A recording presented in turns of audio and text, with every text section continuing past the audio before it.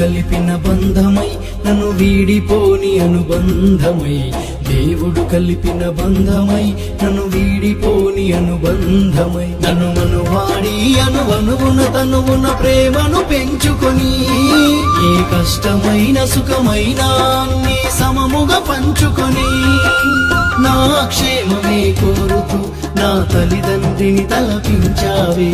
శ్రీమతి నా శ్రీమతి, శ్రీమతి నా శ్రీమతి, శ్రీమతి నా శ్రీమతి, నీ సేవలోన తరించని ఈ జన్మకి.